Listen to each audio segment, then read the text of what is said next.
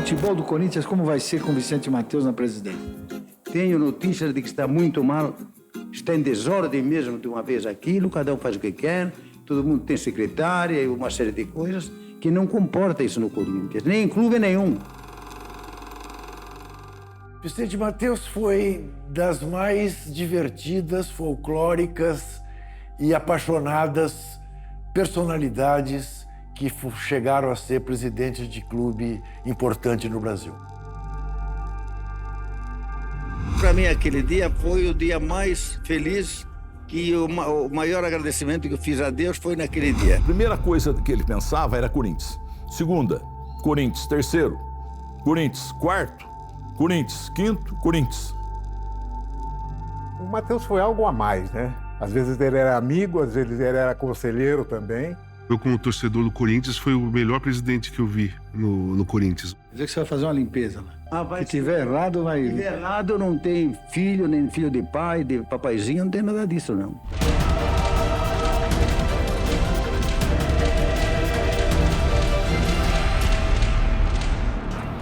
Salve o Corinthians, o campeão dos campeões, eternamente dentro dos nossos corações. Salve o Corinthians, de tradições e glórias mil. Tu és o orgulho dos desportistas do Brasil. Poró, pó, pó. Teu passado é uma bandeira, teu presente é uma lição. Figuras entre os primeiros do nosso esporte bretão. Corinthians grande, sempre altaneiro, és do Brasil, o clube mais brasileiro.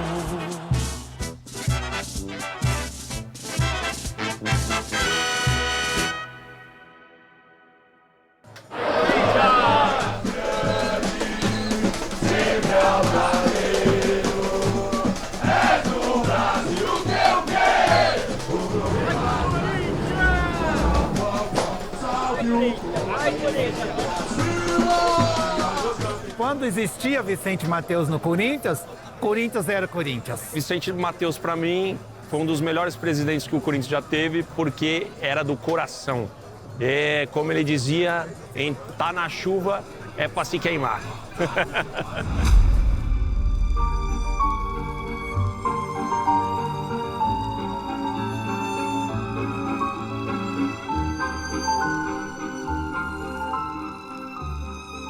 Pulou na água e saiu nadando.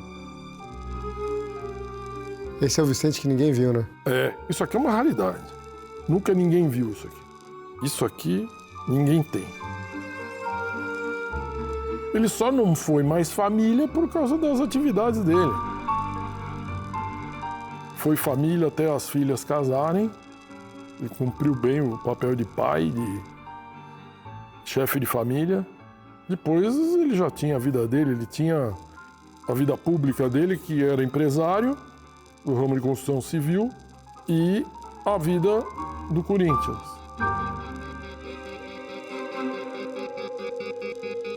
Ele é um mito mesmo, né? Não tem esse negócio de parecer mito, ele é um mito, né?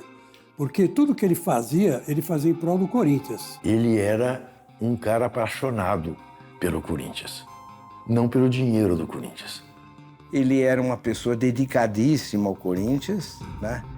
Ele tinha uma vantagem que hoje a gente não tem. Ele era um dirigente de futebol que não precisava do futebol. Quer dizer, ele não vivia do futebol, ele vivia das empresas dele e tal. Ele gostava do Corinthians e por isso ele perdia tempo com o Corinthians, mas ele não vivia do futebol. Ele era bem sucedido, né? Muito bem sucedido, mas um cara muito batalhador, sofredor. Eu tive o privilégio, quando cheguei no Corinthians, ele contar um pouco da história dele. A gente sabe, valoriza tudo aquilo que ele conseguiu. Por isso que ele sabia separar o que era do Corinthians e o que era da família dele, que ele falava. Esse é o exemplo dele. cara honesto, porque é um dinheiro fácil, né? Tá lá, mas não tá lá. Então para você fazer um time dessa maneira não é tão simples. Ele era um homem do comércio, era um empresário. E tive a oportunidade de várias vezes encontrar com ele e perceber o seguinte, que aquilo que ele falava era aquilo que ele realmente pensava. Um cara, como nós todos, ele falava aquilo que ele pensava. Ele era corintiano e defendia a nação corintiana. Se levar a coisa direitinho, dá para levar a coisa à frente. Agora, se abusar, vai ficar devendo. Não estou bem ao par, nem o que é isso aí. Eu estou dedicado ao Campeonato Paulista, estou em cima das coisas do Corinthians, mas deve ser coisa boa. Sou o Papai Noel do Corinthians, sou. Birubiru, que vocês gozaram ele, que era lero-lero, e está até hoje. Ele criou o idioma mateusês. O mateusês com aquelas frases folclóricas e tudo. Mas ele falava mesmo essas frases? Aí é que está. Várias dessas frases, na verdade, era do comediante Ari Toledo. Era amigo dele. O Ari Toledo participava de um show, de um espetáculo no Teatro Zácaro, ali no bairro do Bexiga. E ele telefonava para o Mateus dizendo, olha, hoje eu vou inventar essa frase, mas você pode garantir que é sua, hein? E aí, então, várias dessas realmente eram dele, do Mateus. E tinha uma coisa, ele se orgulhava de ter ficado famoso por causa das frases. Então, muitas vezes, ele soltava a frase e dava uma piscadinha para o jornalista, assim como quem diz, eu fiz o propósito, né? Ele era uma figura tão folclórica que inventavam frases e punham na boca dele. Ele gostava da seguinte forma. Chegavam o seguinte, doutor, o presidente, o senhor falou aquele negócio, ele não tinha falado, mas ele não desmentia. Muito inteligente. Ele se apropriava dos erros dele e transformava aquilo a seu favor. O Ari Toledo foi um dos principais amigos do Vicente Mateus e nos shows dele ele sempre aproveitava as pérolas do Mateus para fazer humor com o público. Agora, Ari, tudo que você fazia no show, tudo que você falava no show, era verdade? Ele tinha dito mesmo ou tem muita coisa que é mito? Diria assim que 80% era folclore e 20% verdade. Na realidade, ele brincava com o povo, né? Todos achavam que era uma pessoa sem estudo, que não entendia nada. Mas aquelas frases, né, que ficaram eternizadas de Vicente Mateus, ele era muito astuto para isso. Ele gostava de dar um tchan nas frases dele, né? Mas ele sabia o que estava falando e ele sabia que ia mexer com o povo. E ele era reconhecido por todos, numa época que não tinha rede social, não tinha internet. Por quê? Porque ele era um personagem, ele virou um personagem da cidade de São Paulo, assim como outros. Mas ele emergiu do time mais popular da época, que era o nosso Coringão.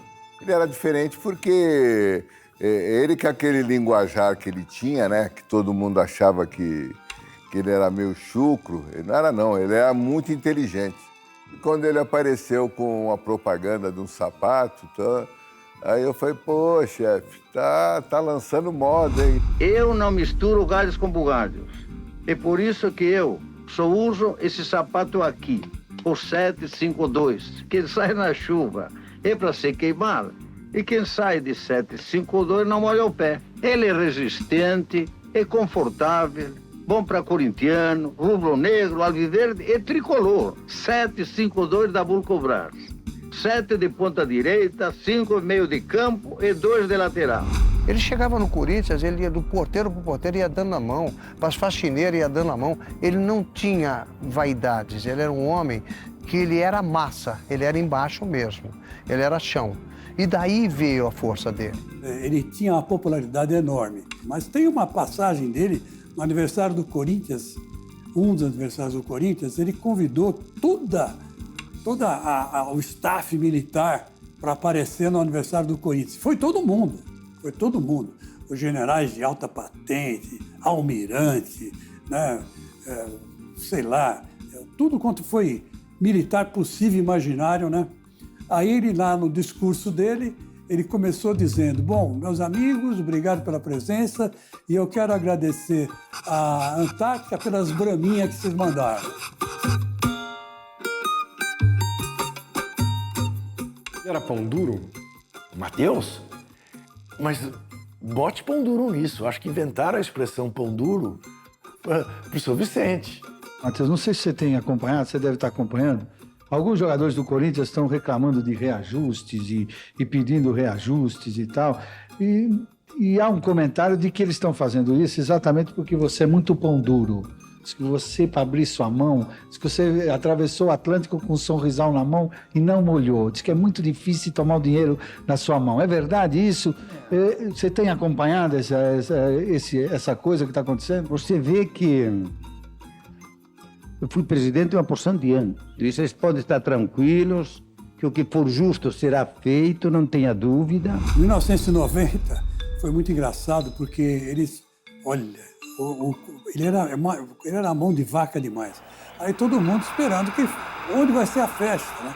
Ele simplesmente não fez a festa e sabe o que ele mandou fazer? Comprou pizza.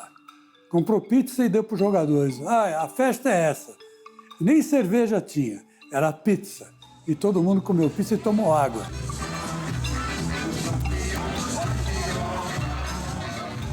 Era mó barato, né? Porque tu falava em dinheiro, dava arrepio no homem, né?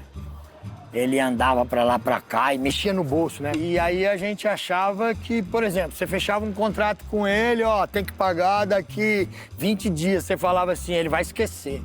Ele ia naqueles papelzinhos que tinha dentro do bolso. Senhor Vicente, o senhor tá me devendo. Ele, tô não, já te paguei.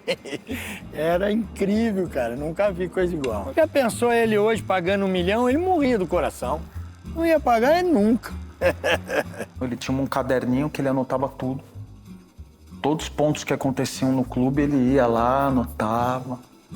Ele sabia de tudo. E todo mundo tinha que prestar conta para ele, de qualquer departamento. Toda a negociação com ele era difícil, né? Não tinha uma que era fácil. Ele era como um pai, né? Para a maioria dos jogadores. Era duro na negociação assim, né? Mas para você acertar contrato com ele, você tinha que pedir, você queria 50, tinha que pedir 100, né? Para ele chegar nos 50 que você queria, senão não tinha jeito, né? Você saía da sala, ele não assinava nada, no outro dia ele já depositava uma parte do que tinha combinado, e depois, 2, 3 dias que você ia lá, ele via um contrato e você ia assinar, quer dizer, ele era assim, né? Então é um presidente que realmente marcou. Minha esposa jogava vôlei no Corinthians, aquelas coisas todas, mas nem sabia, imaginava que era sobrinha do seu Vicente, né? Aí depois que eu comecei a namorar, que a gente ficou um pouco mais firme, que eu vim saber que realmente era sobrinha do Matheus, aí que ele veio também com brincadeira. Agora você está em casa, sabendo que você está namorando a minha sobrinha, então agora não precisamos renovar contrato mais, já vai direto. Não vem pedir mais nada, hein? Porque agora você faz parte da família, então não vem com o negócio de pedir dinheiro, não. Aí eu falei, não, que aí não tem nada a ver, ué. Brincando com ele, né? Quando ele descobriu que você estava namorando o Birubiru, como é que ele reagiu? Então, aí eu acho que ele queria se aproveitar um pouquinho, já que o Birubiru agora fazia parte da família, não precisava de um contrato tão bom, não precisava ter regalias. Então ele aí acho que ele pensou um pouquinho mais no ladinho dele. Meu contrato tinha vencido e ele me chamou para conversar comigo. Ele falava, chama o Romeu. Aí ele me chamava. Chegava lá e falava, Romeu, tá jogando direitinho. Eu pensei que ele ia me aumentar, né, o salário. Tá jogando direitinho, tá tudo certinho. De vez em quando você fica nervoso, não é para ficar nervoso, olha só, loucura. E eu tinha falado para ele que eu queria uma casa com piscina, na Penha. Ele falou, Romeu, devo lhe dizer que não tem que pensar em casa com piscina, você tem que pensar em ser campeão do Corinthians. Sentado assim, nós dois conversando, e o irmão dele, o Isidoro, ele falou, aí quer pensar, Romeu, tem que ganhar pouco para gastar pouco, Romeu. Eu levantei e fui embora. E ele falou com o Isidoro, ele ainda fica nervoso. Quer dizer, tinha essas coisas dele que eram muito interessantes.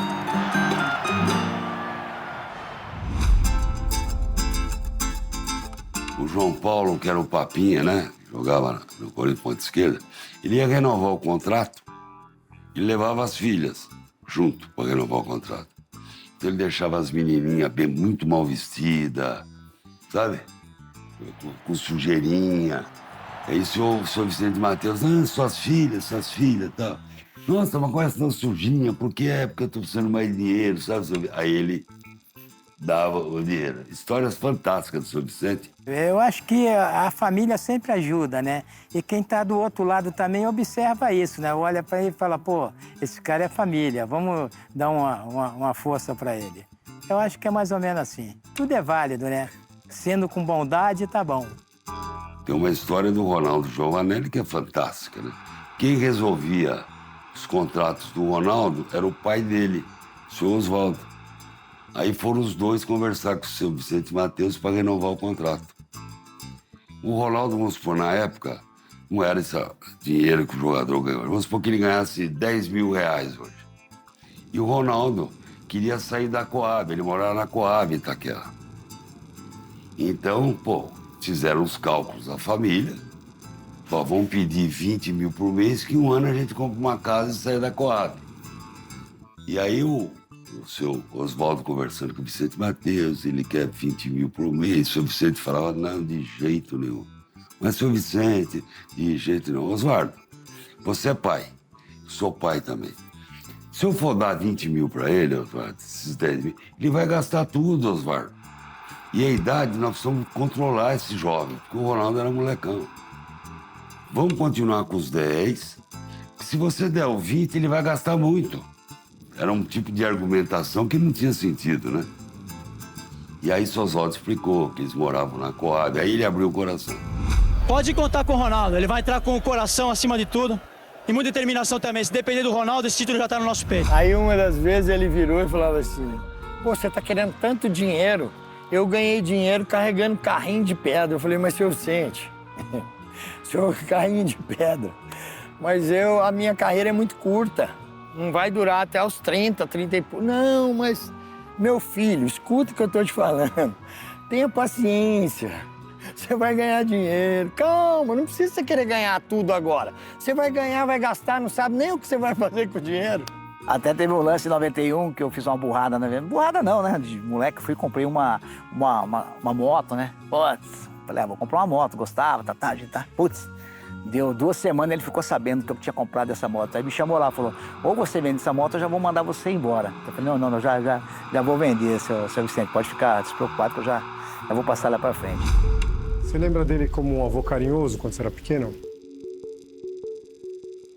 Ele era carinhoso quando ele dava presente, mas não assim, aquele envolvimento de avô com o neto, com nenhum dos netos. Era uma coisa mais... Fria? Rude, fria. Por que isso? Não sei dizer, eu acho que especialmente pela criação dele. Ele não teve uma educação formal, ele aprendeu na vida as coisas. E acho que isso endureceu ele um pouco. Você, como neto, sentia falta? Não, porque eu entendi exatamente o que ele se propunha. Que era trabalhar para todos, né? Para trabalhar para a empresa que já atendia nossas necessidades, né? De família.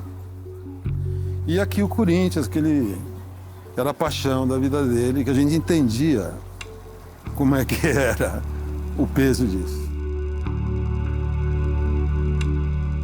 Tava chovendo, ele com a mão no bolso. Nossa, como ele tava jovem aqui. Essas imagens do seu Vicente à vontade, assim, não são comuns, né? Não. Essa aqui dele de chinelo, sensacional.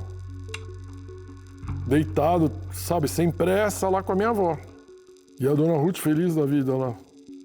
Aqui logo, bem pouco tempo, aí ela piorou e acabou indo para o hospital e acabou falecendo lá. Essa piscina, essa época aqui é muito marcante para mim. Essa piscina, essa casa, com um cavalo. Nadava bem, seu Vicente? Nadava. Tem algumas fotos que ele participava de campeonato lá de natação. o carinho dele era de uma outra maneira, você tinha que entender, entendeu? O amor dele e o carinho e o respeito era com atenção, não deixava faltar nada. Essa foto aqui é sensacional. É outra passagem familiar e descontraída, que não dá pra gente montar na hora, viu? Representa que o que estava por vir o seu Vicente como presidente do Corinthians, porque aquela picardia era uma prévia do que vinha do seu Vicente como gestor de futebol, como presidente. A história da família Matheus é a história de um português de Castelo Branco. Ele era construtor de pontes, aquelas pontes de pedras encaixadas, molduras de pedras encaixadas. Ele tinha esse ofício e ele foi contratado para fazer uma ponte dessas em Toro, na Espanha. E lá, trabalhando, ele ficou hospedado ficou numa hospedaria, que era da família da Manglória. E ali começou um romance, esse romance do Luiz de Manglória começa ali. Meu pai nasceu em Portugal, minha mãe nasceu na Espanha. Minha mãe era espanhola. O Vicente já tinha uns 10 anos, por aí, não lembro direito, quando veio para o Brasil. Ele chamava eu de piquirrucha. Ai, a minha piquirrucha. Ele era bonzinho. O Vicente era mais velho que eu, 20 anos. O seu Vicente, ele não veio com os pais. Ele veio com um tio, veio a mãe primeiro, a Manglória e o Luiz. 9 anos de idade ele veio. Ele desembarcou em Santos. Eram 9 irmãos, ele mais 8. O que mais pegou era a dificuldade de roupa, comida. Ele ia buscar alguma coisa na geladeira, não tinha. Roupa que ele queria ir para sair com alguém ou ir em algum evento mais interessante, ele ia pegar, algum irmão já tinha pego e usado a camisa, a roupa, que era uma roupa melhor ali. Era basicamente isso. Diz que ele dormia na mesma cama com os irmãos e às vezes algum fazia um xixi na cama e molhava. E ele acordava molhado e ele ficava muito bravo com a mãe. Ele chorava copiosamente quando ele falava isso. E aí a mãe falava para ele: Vicente, não fique triste, que quando você crescer, quando você ficar adulto, você só vai usar camisa de seda. E realmente, quando ele ficou muito rico, ele só usava camisa de seda, porque ele lembrava da mãe. Mas isso era, assim, muito emocionante para ele chorava muito e contava muitas vezes.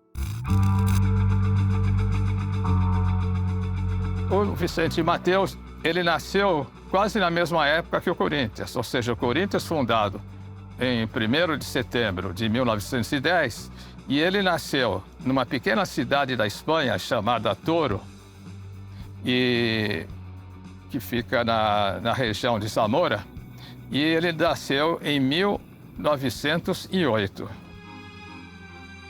Ele veio para o Brasil, ele junto com irmãos, foi trazido pelo pai e pela mãe, e eles não tinham muito dinheiro, mas o pai arrendou uma pedreira nessa região que hoje é município de Mauá, na zona leste de São Paulo, e ele alegava que ele cometia erros de português porque ele cursou a escola apenas 2 anos. Por que você chama seu avô de seu Vicente?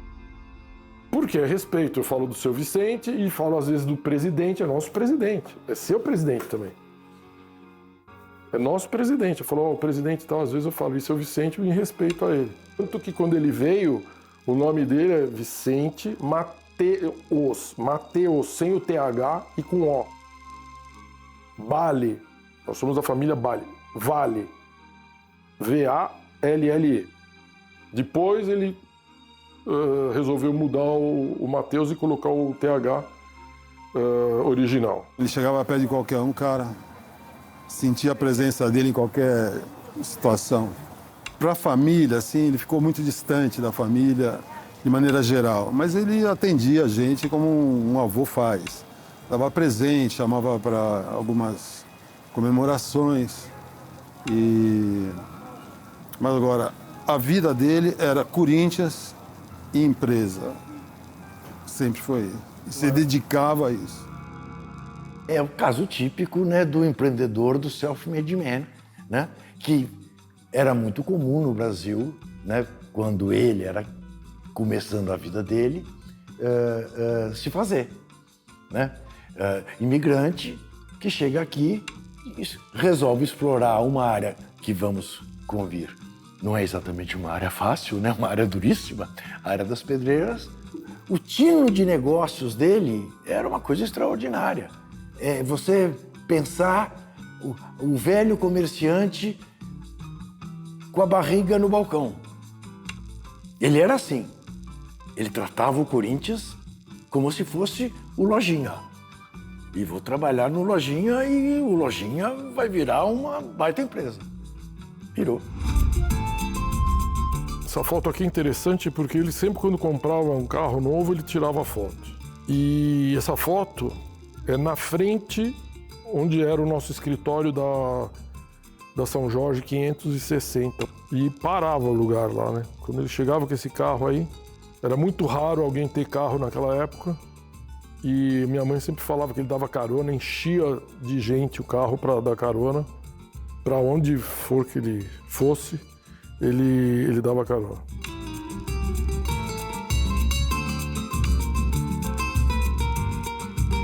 O trato dele era simples? O traço era simples, a roupa era simples, a maneira de ser era simples, ou seja, ele não ostentava a riqueza que ele tinha, o volume de dinheiro que esse homem tinha. Como é que era a relação do seu avô com o irmão dele, o Isidoro? Os dois eram antagônicos, tá? Tanto na família, quanto nas empresas e na gestão do Corinthians. Um completava o outro. Por quê? Porque um ficava analisando tudo e todos. Tinha um olhar crítico. Seu avô? O Isidoro.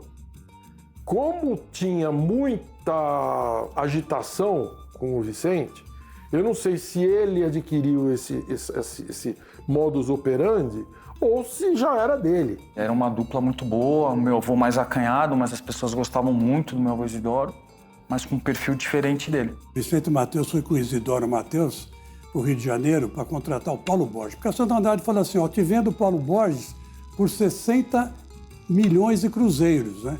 Aí ele virou para o Isidoro Mateus, que era o irmão dele, falou assim, ô Isidoro, faz um cheque de 60 milhões para ele de cruzeiros, né?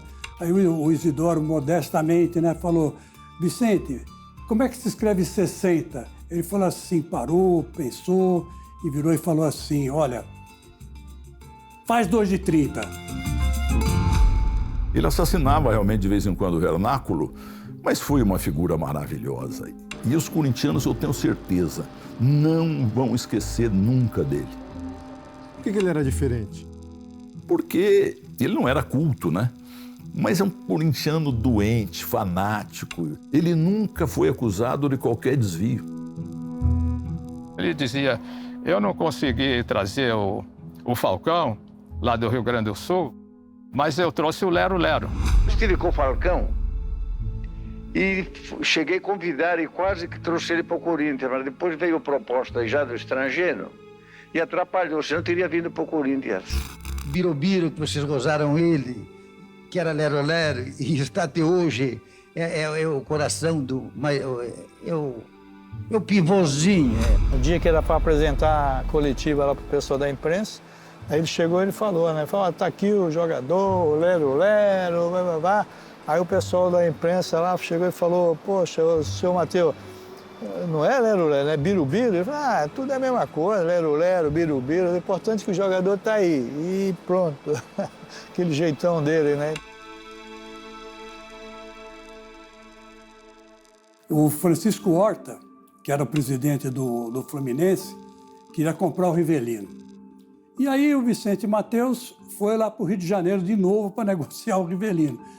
E aí o Francisco Horta virou e falou assim, ele elogiar o Matheus bem vestido, né? Aí ele virou e falou assim, poxa, seu Vicente Matheus, mas que belo guarda-roupa o seu, né? Aí ele falou assim, ué, é verdade, é de Imbu, eu acabei de mandar construir. Mas como é que você sabe? Quer dizer, ele achou que era o guarda-roupa do quarto dele, né? O Zezinho Mansur era diretor de futebol dele, em 1989 eles foram fazer um jogo no Rio de Janeiro. Aí chegou a conta do hotel. Ele começou a olhar, falou, nossa. Ele chamou o supervisor, falou, Adilcinho, tem algum jogador meu aqui bebendo uísque. Vai atrás pra gente mandar embora, né? Aí o Adilcinho, que era o supervisor da época, foi. Falou, seu Vicente, quem tomou os uísques foi o seu Zezinho Mansur. Aí ele falou, chama o Zezinho Mansur aqui. Aí o Zezinho Mansur veio, ele falou, seu Zezinho, o Corinthians não tem como pagar os teus uísques. Então, por favor, você pague. Ele falou, não tem problema, seu Vicente foi e pagou. No outro dia, depois de 2 dias, foi e deu uma caixa de uísque pra ele. Do bolso dele, né? O Matheus, ele veio do povo, né? Ele é o próprio povo encarnado em forma de gente. E ele foi um cara muito querido pela torcida, pelo amor que ele tinha pelo Corinthians, né? Ele tinha o Corinthians como uma devoção de vida, né? E depois que a primeira esposa dele morreu, a Ruth Matheus, logo a segunda mulher dele, a Marlene Matheus, se tornou uma grande companheira, que formaram um casal Corinthians, né? Foi um casal que virou uma lenda aqui no clube, né? A primeira palavra que ele falou na vida, até morrer, foi Marlene. A Marlene acordava cedo, ele também, mas ela sempre antes dele. E aí, quando ele acordava e ela não estava do lado, ele já imediatamente era Marlene. Ele queria saber dela. Olha, ele era corintiano roxo, foi presidente quantas vezes quis. Ganhou muito dinheiro, era um homem muito rico. E casou com a mulher por quem ele era apaixonado a vida toda, né? Ele foi apaixonado a vida toda por ela. Então, olha que felicidade. Ele foi um homem muito feliz.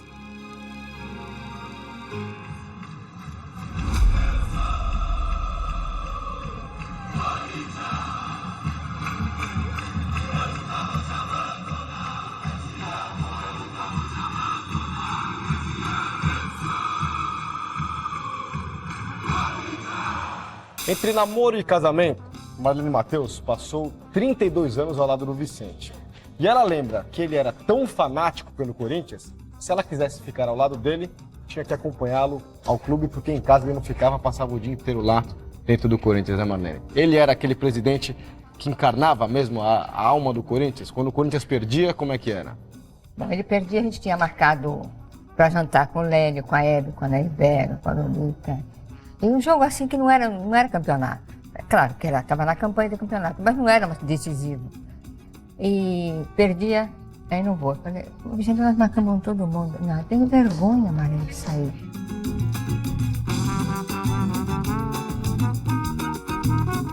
A vida do Vicente Matheus e Marlene Matheus era o Corinthians.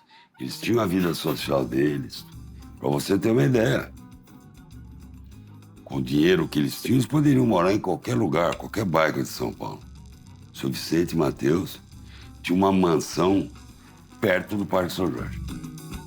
Era uma relação que parecia que eles estavam com 80, parecia que eles tinham 40 anos de idade. Gostavam de dançar. Ela era bem mais jovem que ele, né? Ela tinha, acho que 25 anos mais jovem que ele, né? 25, 30 anos.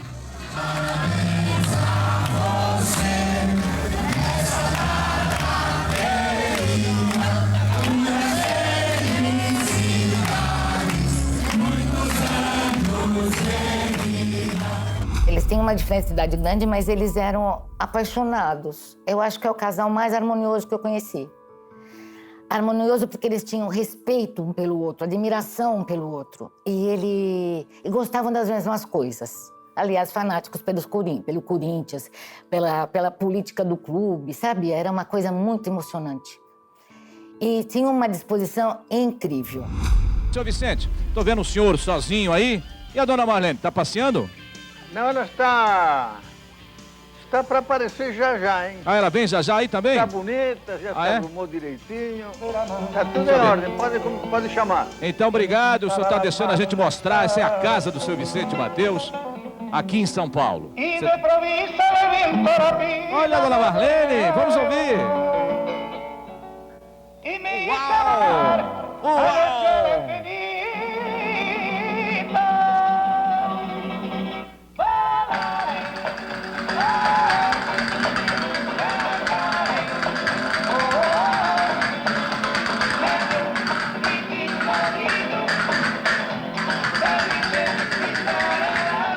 Vicente Matheus tinha descendência espanhola também, né? Então, tanto é verdade que se dizia, ele é da época que o Corinthians, a colônia espanhola, é que abraçou. E o Palmeiras, a colônia italiana. Então, existia uma rivalidade entre espanhóis e italianos, né? Dá para ver que ele era apaixonadíssimo pelo Corinthians. Ele torcia pro Corinthians, mesmo de longe. E eu sentia isso.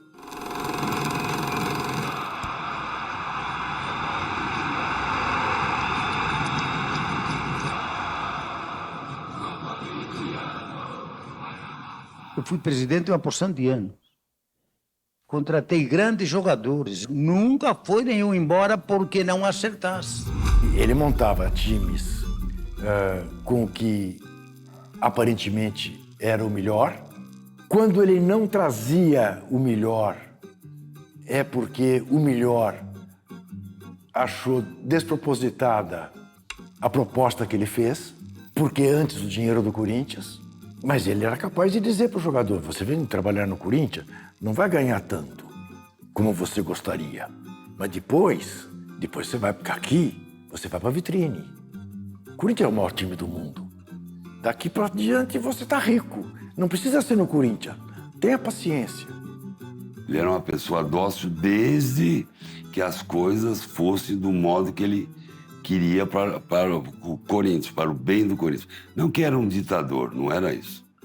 Mas para o bem do Corinthians, ele exigia que as ideias dele fossem colocadas em prática. O que ele falava não tinha duas palavras, era uma só e acabou. O Matheus era um cara mais autoritário mesmo, um cara legal, mas autoritário. Ele era um cara que sabia negociar. Ele era um empresário, ele era um cara super inteligente na negociação. Ele sempre pensou no Corinthians. Sempre pensou no Corinthians. Então, todas as negociações que ele fazia para qualquer jogador, para renovar contrato, ele via o lado do Corinthians. Ele dirigiu o Corinthians com mão de ferro. Autoritário, concentrador. Mas ele era autêntico. Ele era um cara de verdade. Ele não era um cínico. Em busca de fazer do Corinthians campeão, ele fez todas as loucuras que você possa imaginar. Eu sei que ele conseguiu parar o campeonato, aí foi em 79, a gente acabou sendo campeão em 79. A gente foi campeão em 79 e foi campeão em 80. Ele estava tão eufórico com a vitória, com a conquista do título, que ele sequer tinha percebido que tinha perdido um pé de sapato. Para Marlene, me belisca, eu sou campeão, mas eu posso morrer sossegado. Eu vou morrer feliz hoje, que o Corinthians é campeão. Me beliscava.